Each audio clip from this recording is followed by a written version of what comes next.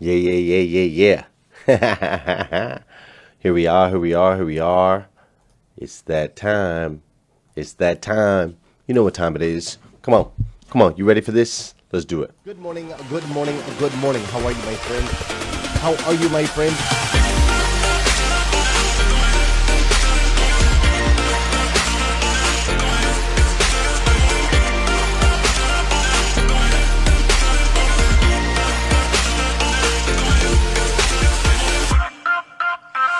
You see, there's no excuse for you not pushing yourself to the next level.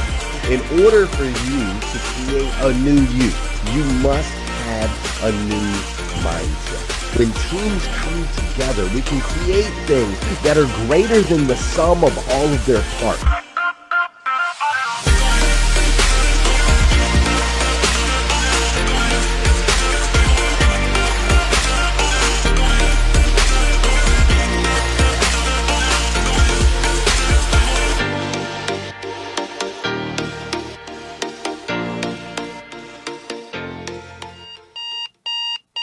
Good morning and welcome to hashtag Rise and Grind. I am your host, Glenn Lundy. I am a husband to one, a father to seven, and the creator of what is going to be the number one most watched morning show in the world. It is 5:30 a.m. and I hope that you are ready to rise and grind. Good morning, good morning, good morning. How are you, my friend? How are you, my friend? Oh my goodness, dude. Today is Monday. That's right. Today is Monday, October 26th, 2020. Can you believe it? Monday, October 26th, 2020. And what's crazy is today is the very first and the very last time it will ever be Monday, October 26, 2020. So I want to make sure we make the absolute most, and I do mean the absolute most, of this absolutely incredible, incredible day. We are here in the last week of October, if you can believe it. The last week of October. I'm super excited to spend some time with you this morning. Do me a favor, if you would, please check in. Go ahead and give me a like or a smiley face or a caring face, or maybe if you're feeling a little sad or a little down, whatever, share that with me right now. When your emoticons come through, it lets me know that we are in this together. The energy boost that I get from it is tremendous, and it helps me get a pulse on how you're feeling this morning. If you don't know me already, my name is Glenn Lundy. I am the host of hashtag Rise and Grind. I am also the founder, creator, whatever word you want to use, of the hashtag Rise and Grind group, which the hashtag Rise and Grind group, we would love for you to join us. This is a group of over 30,000 members right here on Facebook. And in this group, you will find nothing but motivation, education, and inspiration. You can go to riseandgrindgroup.com if you would like to join there. We would love to have you. I also want to say good morning to those of you that are listening on the podcast. I appreciate you tuning in. Do me a favor, go ahead and download that podcast. Let me know that you're here. I'll go back, I'll find you, I'll track you down, and I'll say what's up. If you're listening on YouTube, same thing. Do me a favor, drop a comment in there. I want to connect with you. It's all about connections as far as I'm concerned. This morning we have an incredible new series that is being started. The series is called Haunted House. That's right. We've got a series called Haunted House, and we are ultimately this week going to dive into the ghost of your pasts that may still be haunting you. We're going to dive into that today, but first, before we do, my friend Paula joined us in the studio. Paula is a woman who was diagnosed with breast cancer at 21 years old with two children, one that she was breastfeeding. And she came in and shared her story. It's really a powerful message. And so I want to share that with you today.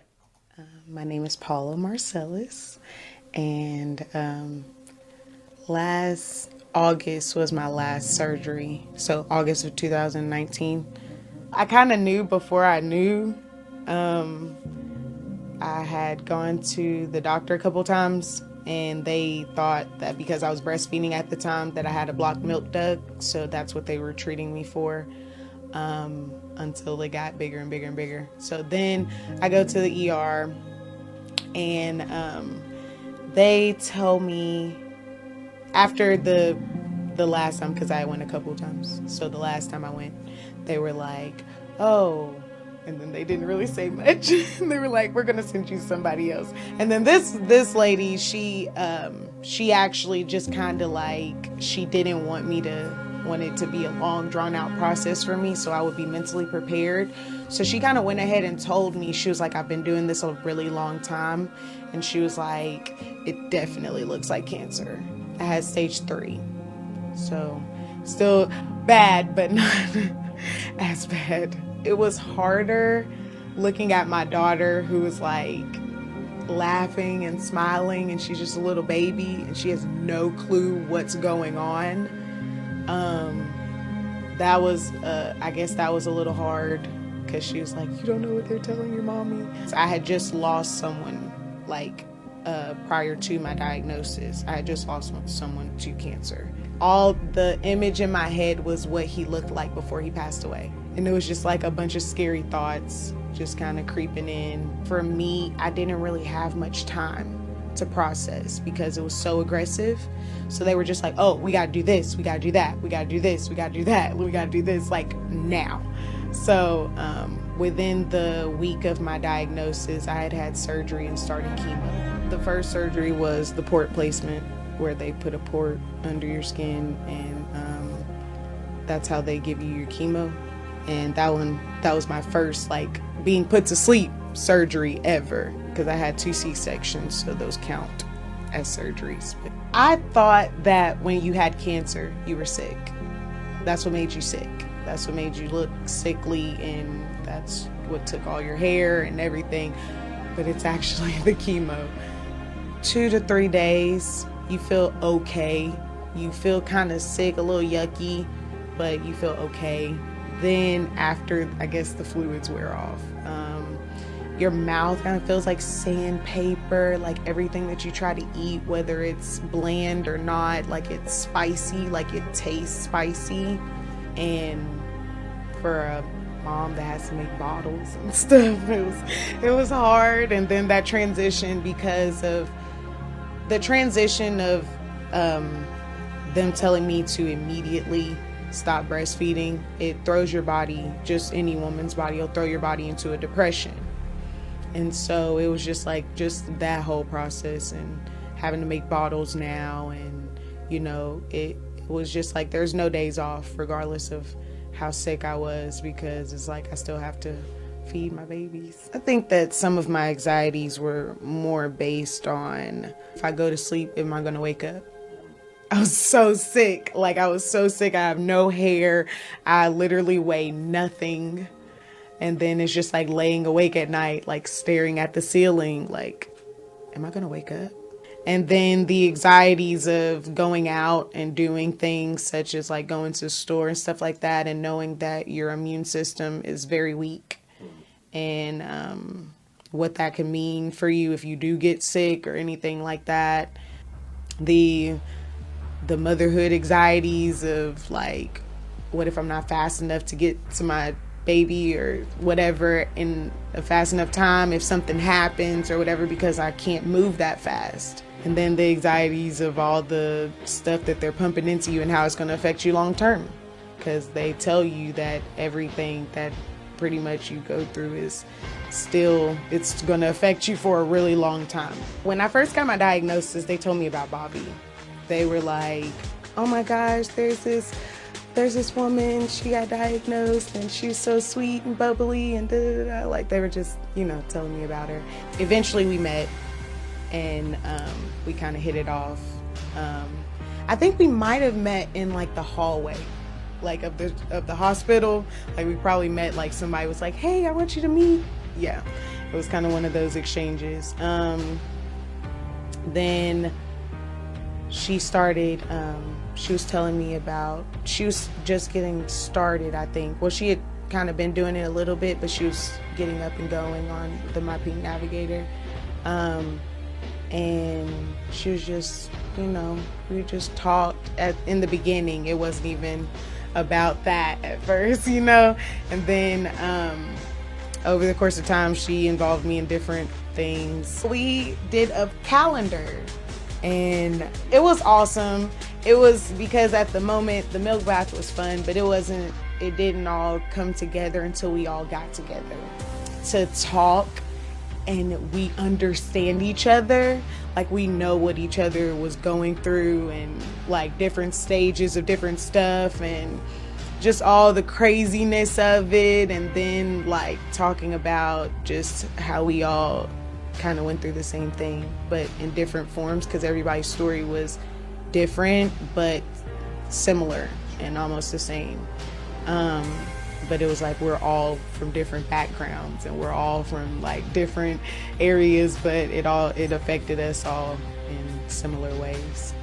I had a surgery. I'm trying to figure out which surgery it was. I've had so many. But I had a surgery, and Bobby, she showed up, and she had the bag filled with all the goodies, and it had like, I think like a blanket in it, some lotion, some soap, and different fun stuff that like would help me when I got home from after surgery and stuff. And it was just so sweet. She's super sweet. She's super sweet. And also, that stuff aside, I think it was Christmas, and we were kind of having like a bit of a rough time, and I was trying to figure out what I was going to do for my kids for Christmas. And pretty much all the women in the group, they all got together, and they literally almost filled up my living room with gifts for my children. And it was super sweet. And also Bobby and her husband, they came and spent, I think, Christmas Eve with me and my family. I definitely learned a lot about myself. I definitely learned a lot about people around me. I learned a lot about just, there's so many levels that it goes to. The best way to put it is God gives his toughest battles to his strongest soldiers. And so you learn what you're capable of. We often say like, oh, I couldn't do that, oh, I couldn't do that, or I can't do that, I can't do that. And never in a million years would I've ever thought that at the age of 22 I was going to get breast cancer.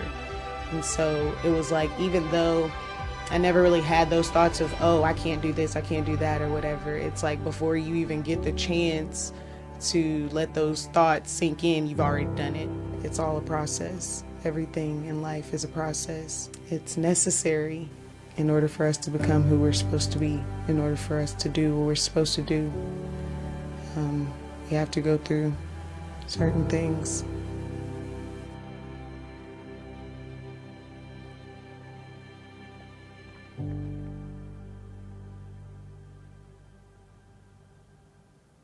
Paula is an absolute warrior, and I love that Bobby and her organization exist, My Pink Navigator.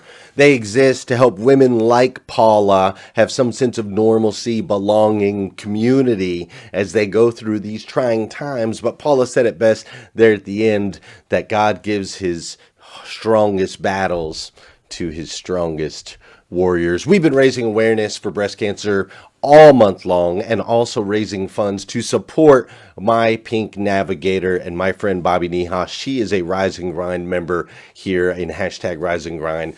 So far, you guys have raised over $4,000 for Bobby and her organization, and I truly appreciate that. The goal is $10,000. I'm going to continue to call you to action.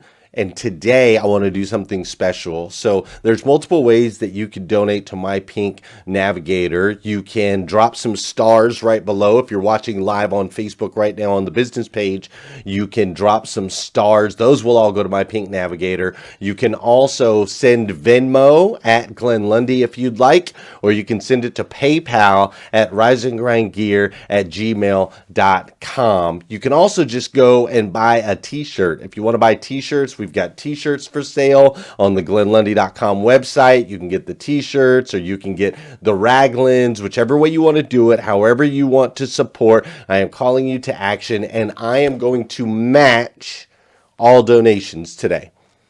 All donations today, I think I've got like 20 t-shirts left. If you guys buy those, I'll match those. Anything you drop on stars, I'm going to match. So if you drop today or Venmo or PayPal, however you want to do it, if you donate today, I will match that personally as we continue to support Bobby, because I've seen what it does for these women. It's absolutely incredible. Listen, if you open your planner, the hashtag Rise and Grind planner, at the top, there's a quote from my man Derek McLean, and it says, God is more concerned with our character than our comfort. God is more concerned with our character than our comfort. So I'm going to ask you this morning to maybe get a little bit uncomfortable, and do what you can to help support My Pink Navigator. And together, I think we can really, really, really do something special. Listen, we got to do some dancing this morning. While you guys are doing that, while you're dropping some stars or some Venmos or some PayPals or buying some t-shirts, whatever you're doing and whatever you decide to do today, I see those stars coming in. That's what I'm talking about. I'm going to match every single one of those. Brantley Soma, 1,200 stars. Corey Raines, 500 stars. Tony Thorstad, 500 stars. Rodney Hatfield, 500 stars. Wes, 500 stars. I love it. I'm going to match all of those. All right, but let's do some dancing this morning. Get the body moving, get the blood flowing. That's what I'm talking about. Dude, there ain't no other place.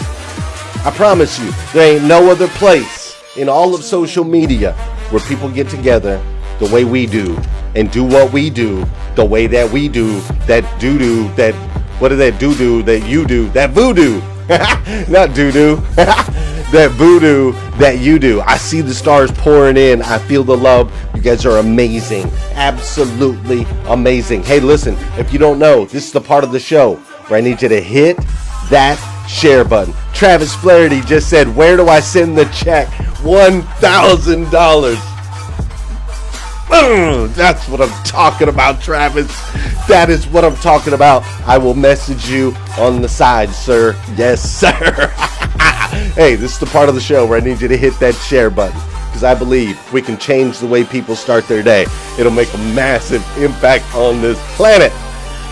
And sometimes all it takes to change the way somebody starts their day is for you to hit that share button.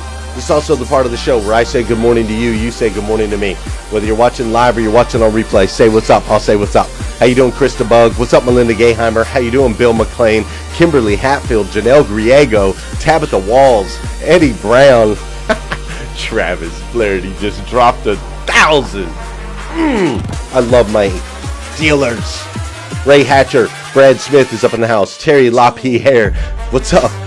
Kevin Stroh-Snyder is in the house. How you doing, Michael Guthrie? What's up, Robin Wilshuns? Bruce Pulver's up in here. Miss Liza Myers Borges is in the house. Eric Burns dropped 1,000 stars up in here. What's up, Sarah Ball? Don Sankey, Ray Hatcher, Brad Smith, Mike Higdon is in the house. Scott Simons, James Gavin, Emily Gowler, Tina Bacon. Vicki Everett's up in here. Jeremy Noling's up in here. That's what I'm talking about. Terry Collins is up in the house. Gail B. Craft, Suzanne Waugh. Boom. That's what I'm talking about. Janelle Griego. Everybody's up in here this morning. How you doing, Wendy Reeves? Let's dive into this new series that we got going called Haunted House. Love it. I don't like how long series is. Me either. Thank you. I would either watch myself or... Oh, God! I really maybe use online.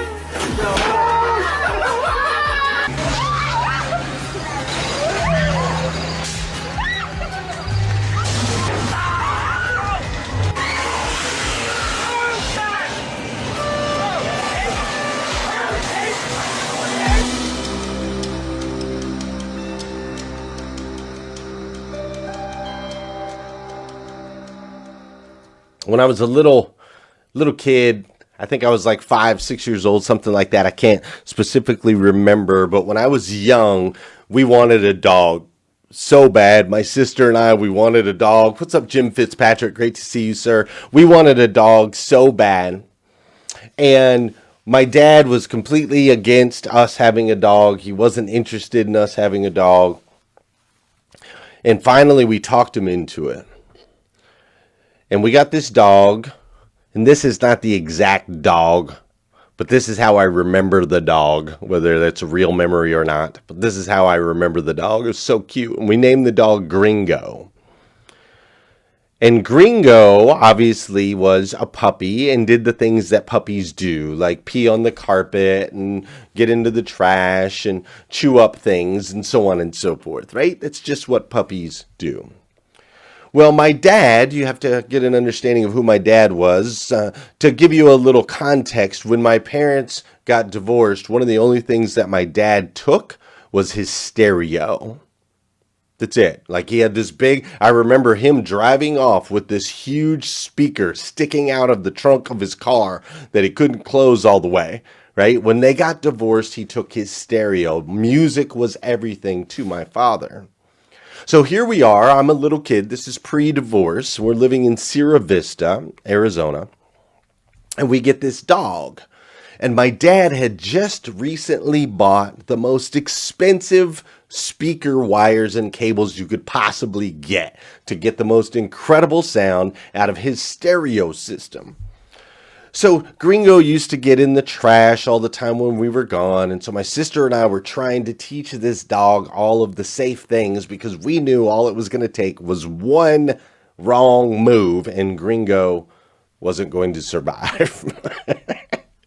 Well, we went out to dinner one night and I remember coming back from dinner, and as we walked in the house, I could see the trash was strewn all across the kitchen. The Gringo, my cute little puppy Gringo, had gotten into the trash once again. And so I immediately ran over. My sister and I, we started picking up the trash quickly because we wanted to cover for Gringo. And my dad walked in and kind of was doing his thing. We were hoping that he wouldn't care too much about the trash. And all of a sudden, we heard his voice change, and it deepened. He got very angry, and we turned to see him holding his very expensive speaker wires that had now been chewed up by Gringo. What's up, Michael Jasper? Great to see you this morning. Mr. Bill McClain had been chewed up by Gringo. Gringo had chewed up the speaker wire. So my dad told us all to get in the car. And he grabbed Gringo by the neck. And we took Gringo and we drove over to the local Humane Society, which of course was closed because it was nighttime. And we pulled up, and I remember sitting in the car as my dad pulled up next to the Humane Society, grabbed Gringo by the neck, and threw him over the wall into the Humane Society. I will never forget that moment. It haunted me for years. That moment shaped an image of my dad for decades. That moment shaped an image and it made it very hard for me later in life to connect with animals, to connect with dogs. Like, it just haunted me because all I could think of is I was going to lose that connection. So over the years, I had multiple little puppies and tried, like once I got older, we had no dogs all the way through my childhood. But once I became an adult, I tried having a couple different puppies and dogs, and it just never worked out. I couldn't really make a connection with them until ultimately we got Lexi. My wife and I, we got Lexi 13 years ago, and she's been with us ever since. She's an incredible part of the family. I don't know what life would be like forever. But it took a really long time to get over that trauma. You know, it's amazing how our past can grab such a stronghold on who we are today, how ultimately it can manipulate each of us in such a profound way that it controls and literally alters our very future. Like, it's almost like a haunted house, right? Like, as we navigate through life, random thoughts and ideas, they kind of pop out seemingly out of nowhere and control us. I mean, some thoughts can literally petrify us. Just the thought alone can scare us into a state where we can't move or react. Other thoughts can cause us to want to run, to just run away from the people or the situation. There are some thoughts that trigger the fight in us, that brings it out to where we just want to fight back. We're so angry. And there's other thoughts that can cause us to break down and cry. And the deeper we go into those haunted house areas, at times it seems like we can be lost with no way out. You see, the ghosts of our past, they can linger and they can be haunting. Even in the most joyous occasions, we find ourselves secluded, removed. And sure, we can stifle those feelings at times. We can stifle them, but yet they're still there, like hovering and waiting and seemingly a part of our lives forever. It was interesting. Live Science did a study, and they found out that they discovered that negative events in our past are remembered far more vividly and clearly than positive ones. It's literally out of sheer survival. It's a survival mechanism within your body that you are inclined to remember that which will haunt you. You see, out of protection, the things that hurt you, you naturally want to remember more vividly so that you can't be hurt again. What's interesting, though, is though live science proves to us that we are more inclined to hold on to the negative events in our life than the positive events in our life, there's another book called the Bible. And the Bible says this. The Bible says, "So do not fear, for I am with you. Do not be dismayed, for I am your God. I will strengthen you and help you. I will uphold you with my righteous hand." Isaiah 41:10. You see, my friends, what I've learned in my life, as I had many haunting circumstances and situations similar to that of my father and Gringo, and lots of things that I held on to for a really long time that were haunting me in other areas of my life. What I was able to discover, and I want to share with you today, that there's only one way to really get rid of those ghosts, and that is we have to shine the light on them. It's the only way. We have to shine light on the ghosts. Like when you're in the house, in the haunted house or in the scary movies, and they see the ghost and they flip the light on, the ghost goes away. You see, there's reality in that. There's a reality for you. And what's interesting is in the Bible, there's a verse that says when Jesus spoke again to the people, he said, "I am the light of the world. Whoever follows me will never walk in darkness, but will have the light of life." John 8:12. You see, my friends, what I want to share with you today is when you take your ghosts and you lay them at the feet of God, He can ultimately help you release them.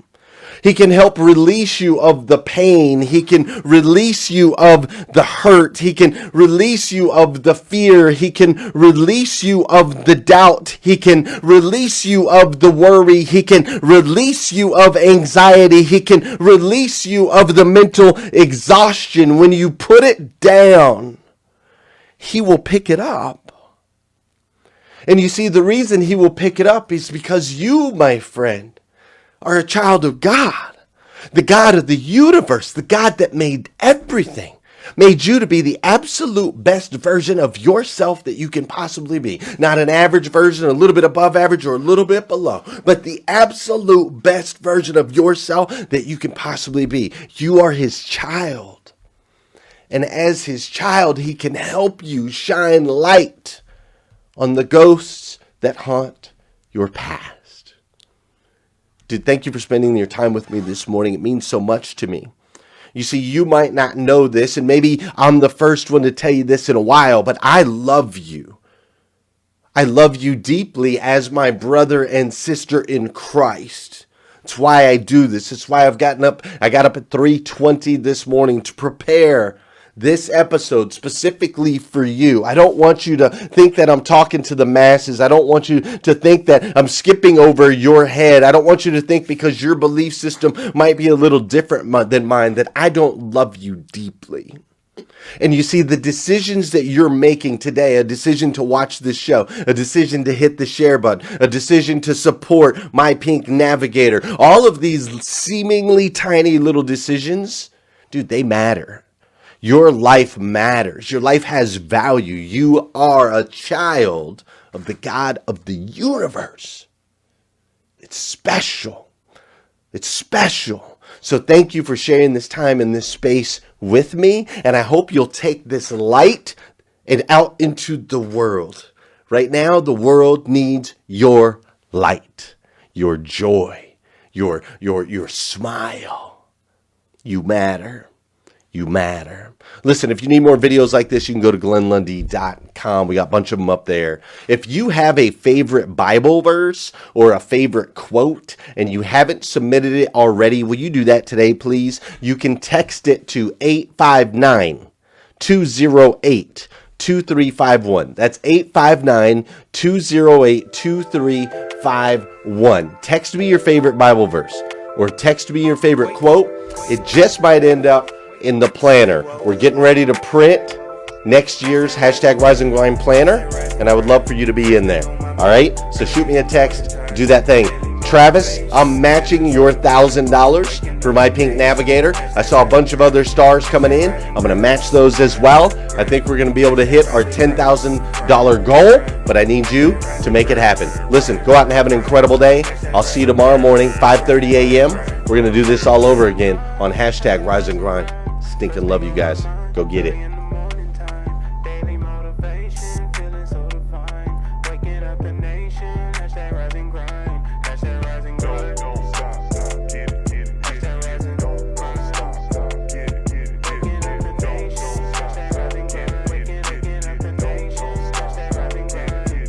Good morning.